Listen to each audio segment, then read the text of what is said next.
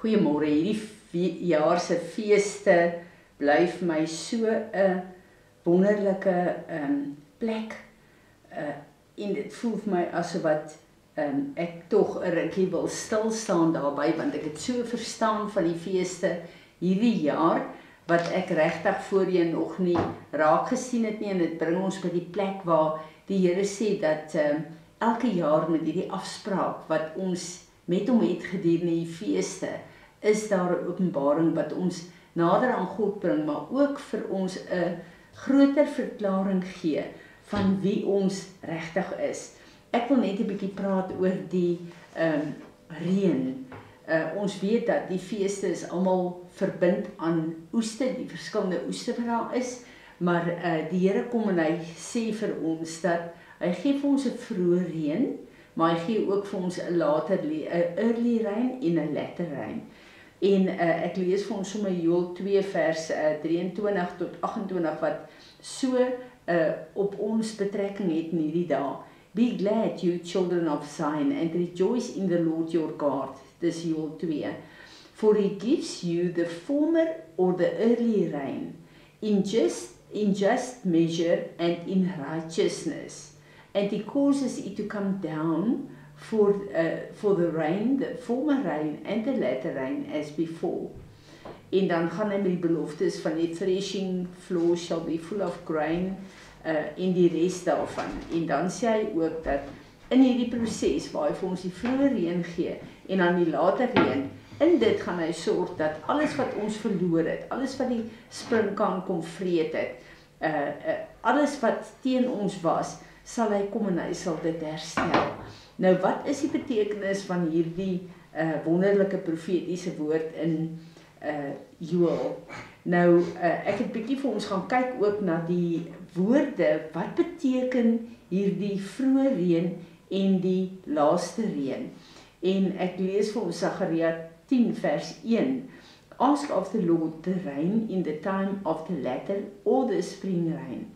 It is the Lord who makes lightnings, which usher in the rain and give many showers, and grass to everyone in the field. Nou, as ons gaan kyk na die woord rein, dan is dit moreh in die Hebreëus, wat beteken 'n boogskutter, also teacher or teaching the early rain. Dan is een van die woorde daar, yara, en dit beteken properly to flow as water, that is to rain, to lay or throw an arrow, to shoot, to point out as if aiming the finger, to teach, to inform, to instruct. Hierdie is die woorde vir reën, the early rain and the latter rain. Nou, as ons kyk na hierdie woorde, en dan kyk ons na die feeste wat God vir ons gegee het, hierdie feeste wat hy vir ons in Genesis 1 vers 14 as afsprake gegee het deur die jaar. God het eerste afsprake met ons gemaak in tyd, en toe het hy die mens geskape. So hierdie afsprake vir God is so belangrik, dat hy het op tyd gekry het, voordat hy ons geskape het. En dis hoekom hierdie feestydde so belangrik in ons lewe is, hierdie afsprake wat God met ons het, dat ons dit sal nakom om hom te ontmoet, want hy wil ons leer. Elke jaar met elke fees is daar 'n groter openbaring wat die Here vir ons gee van hom, maar ook van wie ons is en van wie ons behoort te wees. En vir my is dit so wonderlik om te dink dat die Here vir ons hierdie feeste gespasieer het in 'n jaar, wat hy sê, hierdie is reën wat hy vir ons gee, the early rain and the latter rain, en as ons dink aan niks kan groei sonder water en sonder reën nie, dan is hierdie om ons vrugbaar te maak, maar ook om elke jaar die saad wat ons dra te ontkiem vir 'n groter revelation, vir meer kos wat ons nodig het, vir die tyd waarin ons lewe. Nou, as ons kyk na die 7 feeste, die eerste 3 is die early rain, En dan kry ons Pentekost, wat die bekragtiging is van alles. En dan kry ons die 3 laaste feeste, wat ons nou so pas gevier het, wat dan die letterrein is. Nou, hoe verskil dit van mekaar? As ons kyk na die 3 eerste feeste, dan gaan dit alles in die eerste plek om ons harte voor te berei en skoon te maak, daai selfondersoek wat ons het met unleavened bread, met die kruisiging, en dan is die first fruit, die opstanding van Jesus. So saam met ons wedergeboorte, ontvang ons Jesus Christus, die onverganklike saad. So hierdie early rain is letterlik God se genade om ons harte sag te maak, om ons ontvanklik te maak vir die saad wat ons moet ontvang. En dan by Pentekost gebeur 'n belangrike ding. Dit is letterlik 'n aktivering en 'n bekragtiging van wat ek en jy dra. Die saad wat ons deur God se genade as geregtigheid ontvang het. So hierdie is letterlik waar ons begin. Dit is die begin van God se genade. Dit is hierdie reën, hierdie early reën, is om ons te leer, om die grond sag te maak, om wanneer die grond sag is wanneer die saad kan net ontkiem en groei as daai grond nat is, as dit sag gemaak is. En dan, na ons hierdie Pentekost en hierdie eerste feeste deurgegaan het, die saad ontvang het, wedergebore is, die lering ontvang het, alles omgaande ons wedergeboorte, hoe ons as kinders van die Here moet lewe, deur die Heilige Gees om ons te lei in repentance, om ons te heilig en te reinig.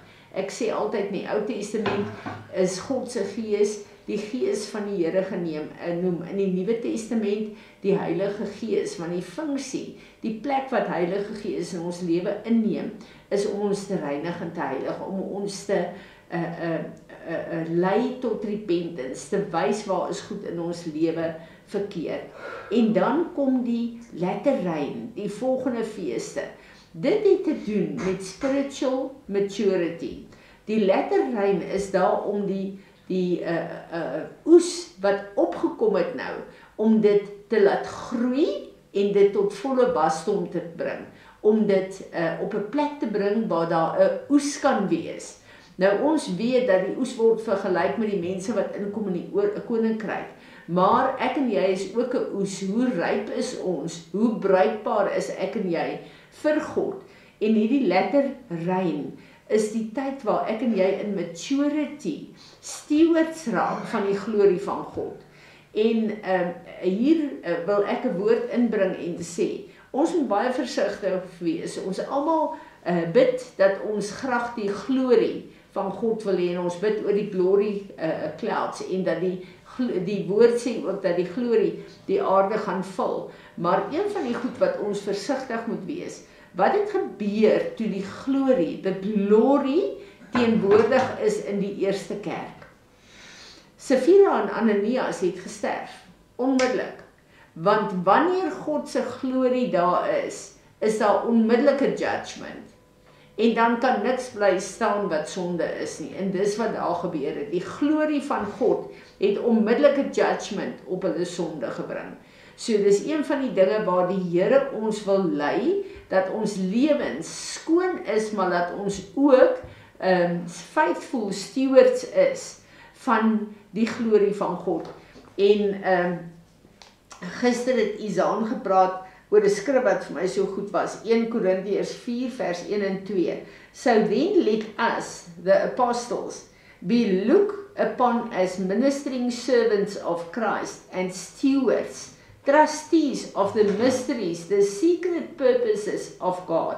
Moreover, it is essentially required of stewards that a man should be found faithful, proving himself worthy of trust. Nou ons kom uit hierdie fees uit, veral die water libation, waar die Here sê, as ons van hom drink, gaan strome van lewende water uit ons uitvloei. En hierdie het alles te doen met die letterrein. Letterrein beteken dat God sy woord, daai water deur ons wil laat vloei, en dat ons steward sal wees van sy woord. Nou wanneer jy 'n steward is jy in die eerste plek faithful in jou eie lewe en die plek van invloed waar God jou gegee het, in jou gesin, in jou omgewing, in jou werkplek. En ons moenie hier gaan en sê, maar dis vir die apostels nie. In Efesiërs 4 vers 11 sê die Here, hy roep ons elkeen as ministry servants in Jesus Christus hier op aarde. So, ons moet weet, dat ek en jy die woord van God, ons het die genade om te verstaan hoe die tye werk, ons het die genade om hierdie feeste te vier, maar wat is die uitvloei van hierdie jaar se fees? Is ek en jy op 'n plek waar ons die stewards gaan wees van God se woord, in die eerste plek in ons eie lewe, dan in ons gesinne, of gaan ons vasgevang word op die plekke, veral die groot ding waarmee almal sukkel, offense, gaan ek teruggehou word en my eie ding wil doen, wanneer iemand my kwaad maak, wanneer ek kwaad is vir my man, wanneer ek kwaad is vir wie ook al, of gaan ek op daai plek nie offense in stand hou nie, dit absoluut net eenvoudig ignoreer en vir daai persoon begin bid met die liefde van God in my hart, of is ons nog op 'n plek waar ons wil wys, ek is reg en jy is verkeerd, gaan nie oor die ander ou nie, dit gaan oor my en jou. Wat kies ek en jy as stewards van die woord van God? Kom ons lê onsself dan neer. Die Here sê vir ons, julle is my lewende offers, lê julle self neer. Dis wat dit beteken om die kruis van Jesus te dra. Hierdie goed wat die vyand ons gedurig mee besig hou om ons te vererg en om te nagekom te voel, is een van die groot dinge wat ons vashou in 'n plek van immaturity. En as ons net kyk na baie van kom ons kyk na verskillende kerke. Wie van hulle lewe in die early reign wat vasgevang is in die kruisiging en die opstanding van Jesus en daar bly staan. En hoeveel van hulle vloei onder die krag van die Heilige Gees om toe te laat dat ons geheilig en reinig kan word en stewards kan wees van God en van sy woord en van sy koninkryk. Ek dink dit het tyd geword om te kyk na onsself en te kyk na die goed wat ons toelaat om ons terug te hou. Hoeveel tyd spandeer ons om goed uit te sorteer in ons eie koppe? En meeste van die tyd sit ons vas met die goed en ons het al hierdie gesprekke, wat ons wil sê, hoe ons voel, hoe ons oor 'n situasie van byvoorbeeld offense. Want ek is reg en die ander ou is verkeerd. Hoeveel tyd gaan verlore en hoe hou dit my letterlik in my baba skoene? Dat ek net in myself gedurende striweling het en dat God se maturity en sy woord nie kan deur my vloei nie. Ek bid dat die Here ons sal help, dat ons steward sal wees en dat ek en jy onsself sal neerbuig en nie langer toelaat dat die vyand letterlik met ons jou speel nie. Vader, dankie.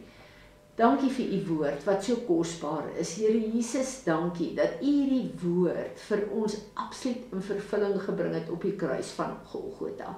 Maar ek bid dat u opstandingskrag, deur Heilige Gees, ons sal laat stap in tyd, dat ons vir u hierdie volwasse stewards van u woord kan wees, dat ons die getuienis kan wees van wat u wil hê op aarde. Amen.